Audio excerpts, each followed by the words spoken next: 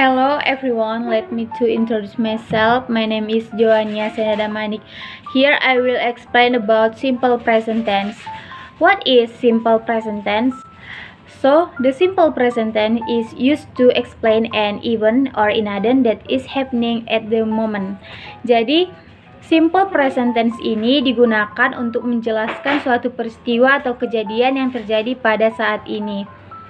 Yang kedua, penggunaan simple present tense. Jadi, simple present tense ini digunakan untuk happen in the present atau terjadi di masa sekarang. Yang kedua, habitual action atau kebiasaan. Yang ketiga, general truth atau fakta. Yang ketiga ada penambahan huruf s or es. Jadi, penambahan huruf s or es ini di bagian verb atau kata kerja yang pronoun atau kata gantinya adalah she, he, it. Lalu kita masuk ke dalam rumus. Rumus dalam simple present tense itu ada dua, yaitu nominal sense atau tanpa kata kerja dan verbal sense atau dengan kata kerja.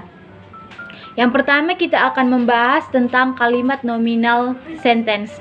Nominal sentence ini dibagi menjadi tiga, yaitu affirmative sentence, negative sentence, dan interrogative sentence. Lalu untuk affirmative sentence dia mempunyai rumus, yaitu subject plus to be plus object. Sebagai contohnya, Joseph is a teacher.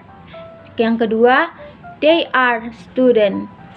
Yang sekarang kita lanjut ke negative sentence, yang rumusnya adalah subject plus to be plus not plus object.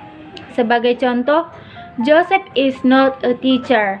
Yang kedua, they are not student. Masuk ke dalam interrogative sentence, yang menjadi rumus adalah to be plus subject plus object. Sebagai contoh, is Joseph a teacher? Are they student?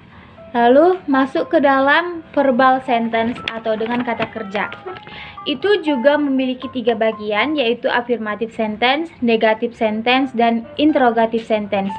Dalam kalimat verbal ini untuk bagian afirmatif dia mempunyai rumus subject plus verb one plus object.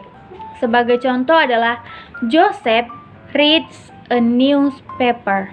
Yang kedua, they study English. Yang kedua ada negative sentence, yang menjadi rumusnya adalah subject plus do or does plus not plus verb one plus object.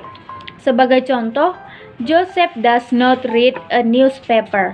Yang kedua, they do not study English. Masuk ke dalam interrogative sentence, yang menjadi rumusnya adalah do or does plus subject plus verb one plus object.